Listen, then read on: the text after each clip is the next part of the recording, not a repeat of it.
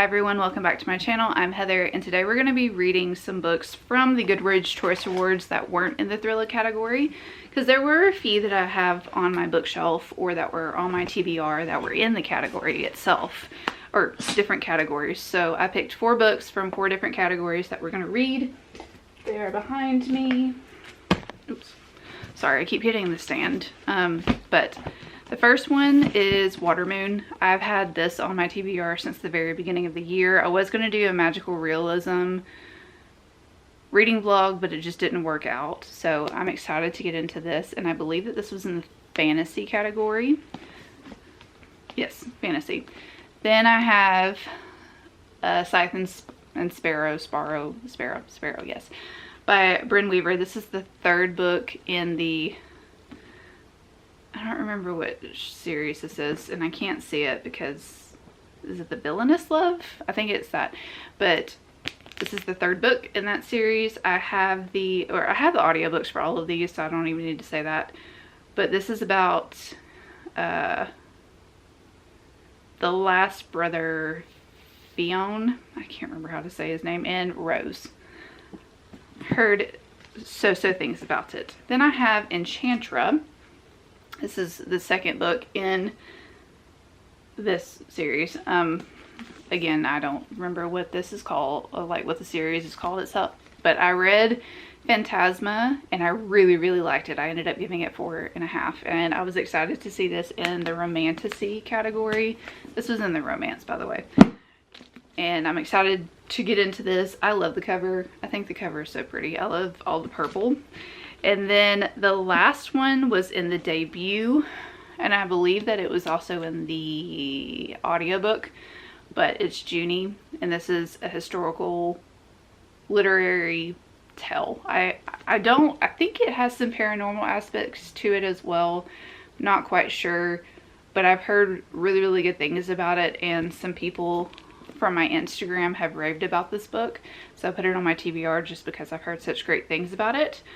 So I think I'm going to start with Scythe and Sparrow first, because I have this one on Libby, and it's the first one that I need. Like, I have like 15 days left on it, and I have all the other audiobooks for these through other sources. So I want to get to this one first, finish out this series. I'm very excited. I have really liked all of these books. They've just been fun. They're dark romance. They're funny. There's a lot of love in it between the brothers that are in this series, and they will do anything for their women, and I absolutely love that. So we're going to start with this one first. So I am enjoying this book just like I enjoyed the other 2. It's a wild ride. I like Fionn and I like Rose together. Rose is one of those characters that I just eat up, because she has a very sarcastic sense of humor. She doesn't take things too seriously, but she also knows when to be serious, if that makes sense. And Fionn, he's a very serious person, so they go together really well. And she's the serial killer, he's the doctor, and he is scared to be like his brothers, because he is a doctor. He does have some secrets. He does have a dark past. And Rose is there to kind of like help him realize that even though he does have a dark past and he does have like secrets, that doesn't make him a bad person. He's the younger brother of Lachlan and Rowan. And they obviously, they don't care. They care about their women, and that's pretty much it. And he's kind of the same way too. I'm enjoying seeing him come out of his shell. And Rose, she was in the circus, and she did like the cage of death with a motorcycle or whatever, and she's just full of life. And I'm enjoying this. And we are getting to see the other couples that we saw in the first 2 books too. And I like that Rose is friends with Lark and Blackbird, or Sloane, whatever you want to call her. I like that they are friends, like all of them. It's like their own little murder club, if you will. And Rowan and Lachlan and Fionn, they are still really close. They still have a great relationship, and I just really like all of these characters. It's steamy, it's funny, it's a wild ride. It's just fun, but it does have serious moments too, and I think that that's what Bryn Weaver does really, really well, is incorporate serious and funny moments when they are needed and when they are appropriate. So yeah, I'm enjoying this. I am about 90 pages out from being done, but I wanted to fill you in and let you know that, yeah, it's a good one. My husband and I are redoing the playroom at the moment.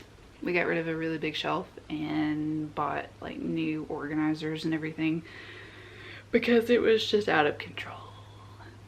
I put a little video right here of it before. But anyways, I've been listening to Junie as we've been cleaning, and I started this last night, and it's really good. Like, it's really, really good. We have Junie, who was born on this plantation, and she is the servant of Violet. I was going to call her Victoria for some reason. She's the servant for Violet, and her and Violet grew up together. So there's that friendship complication aspect here, but Junie also lost her sister Minnie, and she is grieving heavily for her sister Minnie. Her sister Minnie was like the perfect kid, and Junie has always been more of the rebellious and problem child, I guess you could say. So she's dealing with that grief and trying to not fill her sister's shoes, but everybody still talks about her sister and compares Junie to Minnie, not in a negative way, but just like, you know, Minnie would have done this and da, da, da, da. And Junie, she's 16, and she's like, why are y'all always talking, like, why are you always comparing me to her? I'm my own person. And being like, having siblings like that and being compared to siblings, I can see where Junie's coming from. She has a lot of learning to do. She's learning as the book progresses, but this is a beautiful coming of age story. It's really hard to read at times too, because she is an enslaved person on this plantation, and she's learning a lot about the people on the plantation, plus the people that are outside in the community. She hasn't been off this plantation, so she doesn't really know the surrounding areas in Alabama. That's where she is. But when Violet gets a chance to possibly marry into another family, she starts to see the way that other enslaved people are treated. And not that she doesn't know about it, because she's heard about it and she has seen it where she's living, but she's really getting like an insight to what other enslaved people learn. And she's also scared to be taken away from her family, because her grandmother and her grandfather still live on this plantation as well. So it's a very empowering coming of age story, and I like Junie a lot. I think she is one of those characters that you can't just help but love, because she, even though she is so young, she also knows a lot about a lot of things. She can read, she can write. She has to keep that secret, obviously, because it's illegal for enslaved people to know how to read and write. And there's a possibility that she could be falling in love too when she meets somebody from the family of this other plantation. So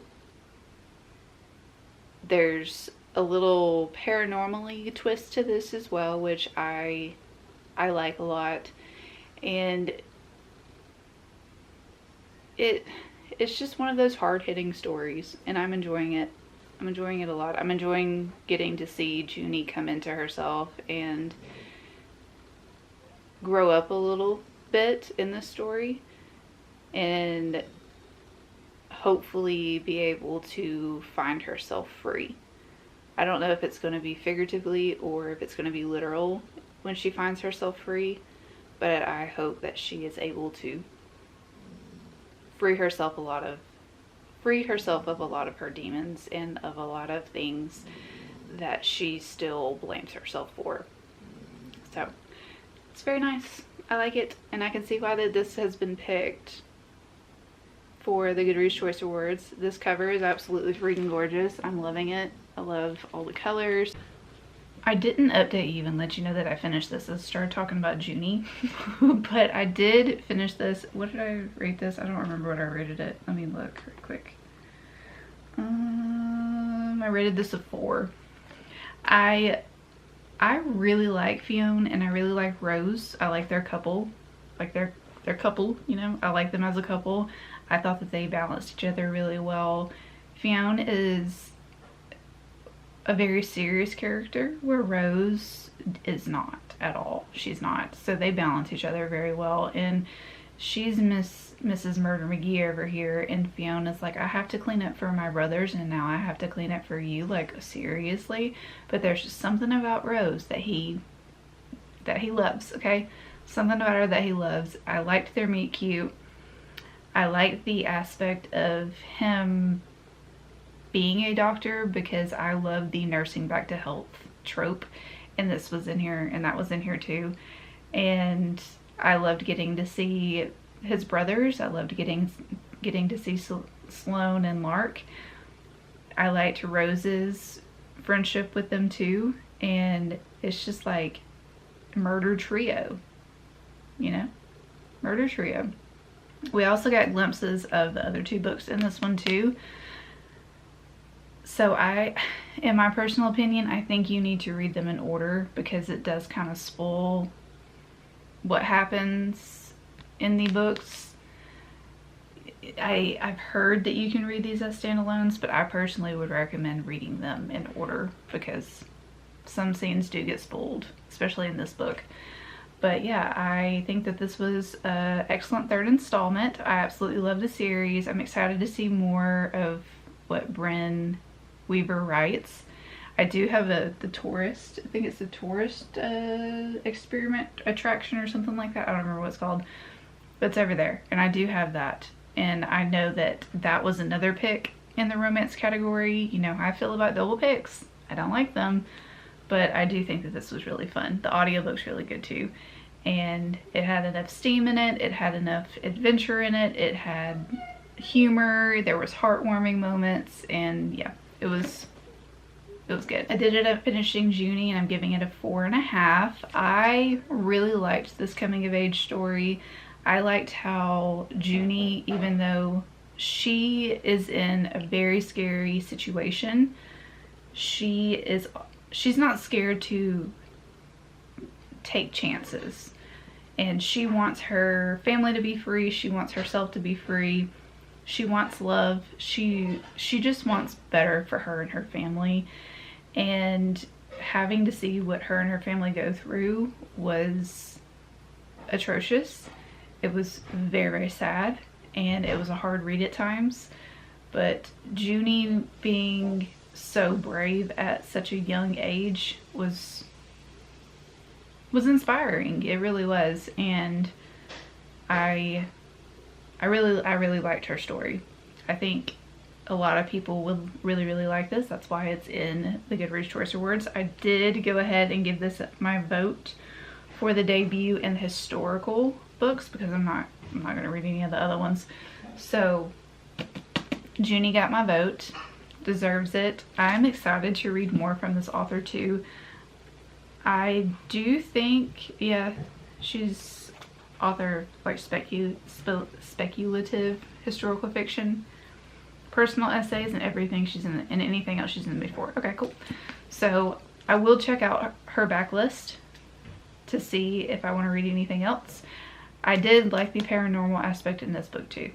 Thought that it was done very well, and it was very interesting. It's a new paranormal thing that I haven't read before, and I like it. I like it a lot. But that's not true. If you have read When the Reckoning Comes, I think you would like this book. Yeah, I think you would like this book because the paranormal aspect reminded me a lot of When the Reckoning Comes. It's not it's horrifying what these people are having to go through, but it's not of the horror genre, if that makes sense. So I do think that those two could be paired very well together, and if you liked one, you would like the other type thing. But I am going to be reading, where's the book? I'm going to be reading Watermoon next, I think. I've had that book on my TBR since January. I was supposed to read that back in January, but I did not. So we're going to read Watermoon next. I've heard so-so things about it, but the book itself is absolutely gorgeous.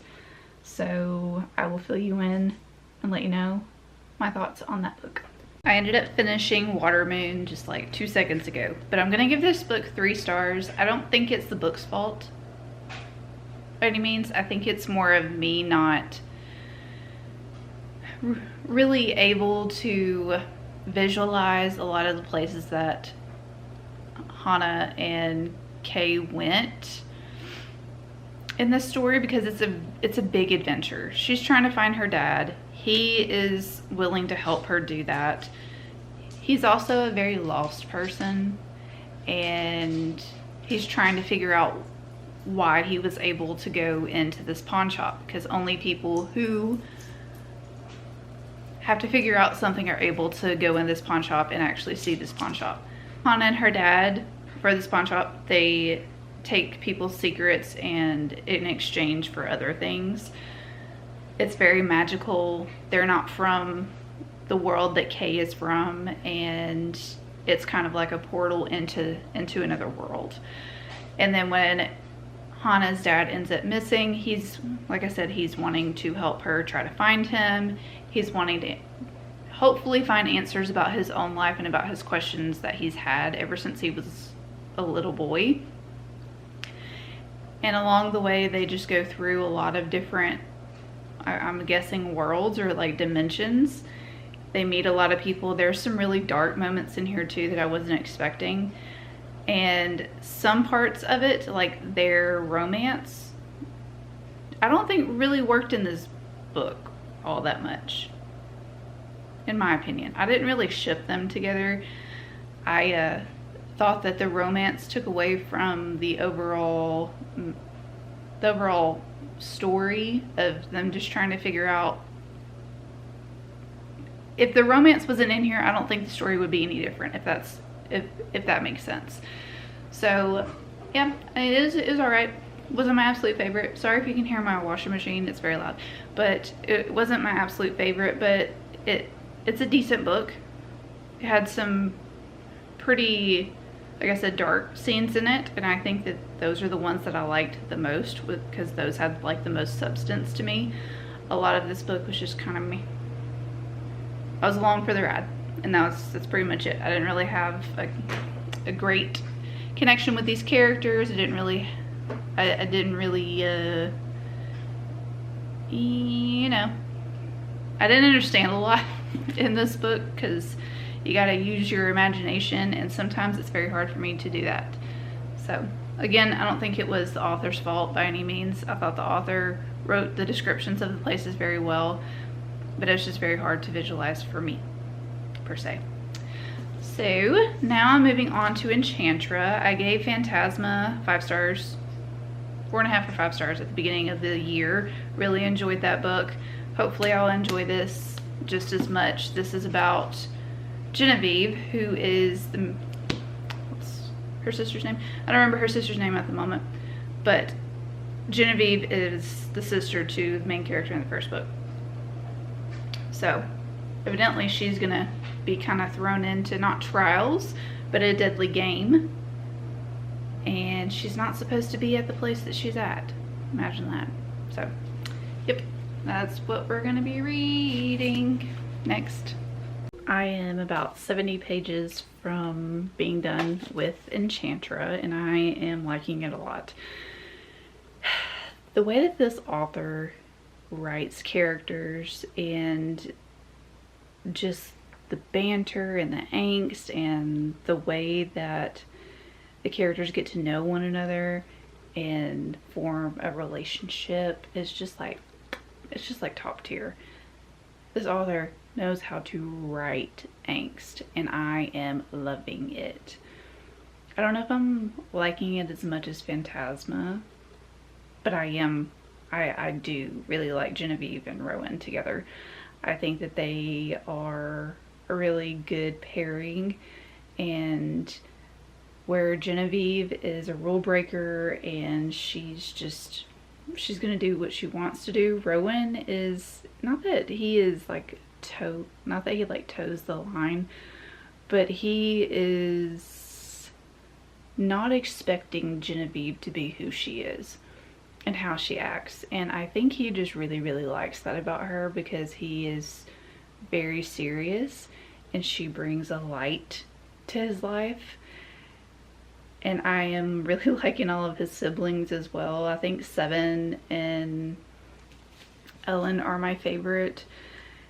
Seven is just a prankster, jester, always joking around, and Ellen has a really, really deep love for Rowan. They're very, very close. And even though Genevieve is immortal, these characters are they're just trying to survive as well. Even though that they're immortal, they have to go through this deadly game and they die, and then they get sent back to hell.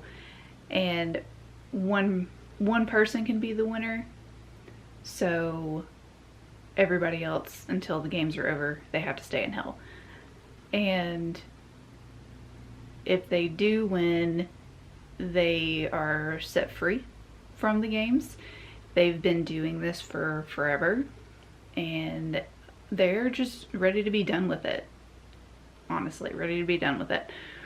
But I just love the storytelling of this. It's dark, it's gritty, it has a lot of heartwarming moments to it as well. It has really good steamy scenes. It's the Genevieve and Rowan, their relationship starts out really rocky. It's still really rocky. They're still trying to get to know each other, also while trying not to die, you know. But Rowan is extremely protective of Genevieve, and Genevieve is extremely protective of Rowan too. But anytime somebody like tries to hurt Genevieve during these games, Rowan is there and Rowan is ready to throw down for her, and I absolutely love it. He also has a familiar called Umbra, and she's a fox, and she is so freaking cute. I love her too. Like, I just really like this world and all the characters and everything, and I've read the majority of this book today, so it's really good.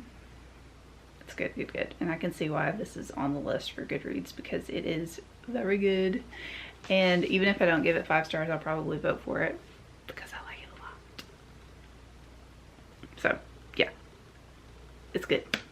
It's good. And there's going to be a 3rd book, so I'm very interested to see who the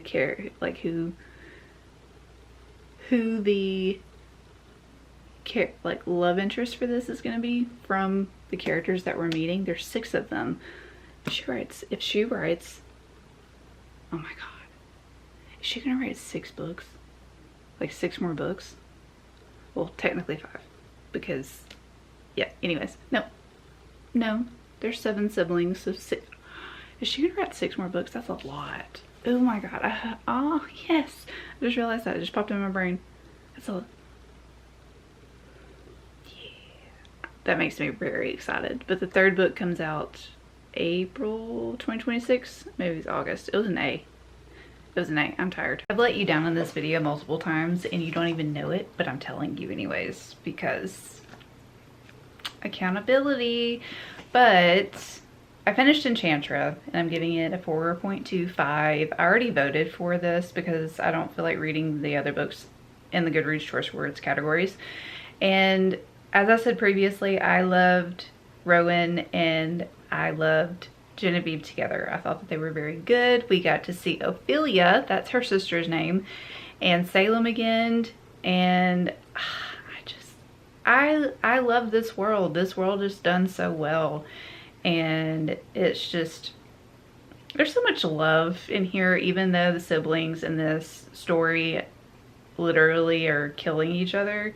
there's a lot of love between them when the games aren't going on, and they have no choice but to play the games. Otherwise, they're dead.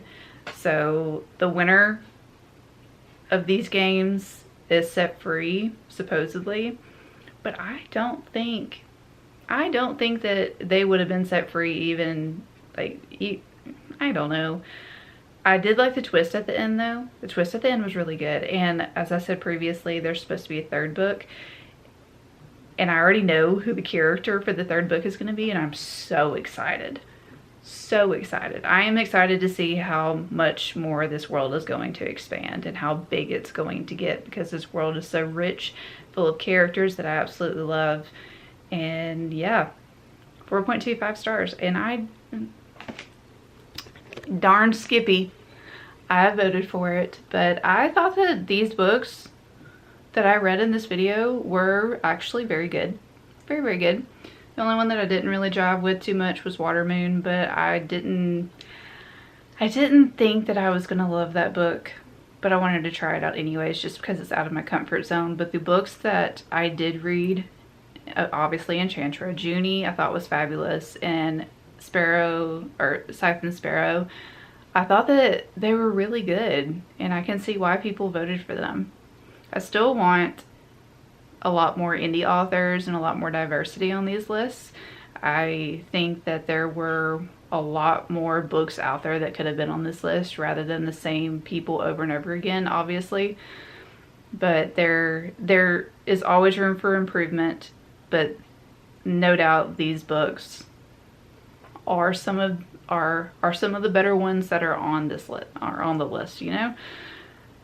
There's always going to be controversy, and next video you're going to see is probably going to be my thriller video, because I am reading all the thrillers. I'm on my last book for that video. And the thriller category, y'all, it was so bad. It was so bad. But anyways, hopefully you enjoyed this video and all my commentary on these books. Let me know down in the comments if you've read any of these. Let me know in the comments too who you voted for. I know that the first round closed yesterday, so I'm very interested to see the books that are going to be left in these categories. Maybe we'll talk about it. But yeah, hopefully you have a great day, and I will see you in most likely the thriller one that's coming up next. Possibly. Who knows? Goodbye.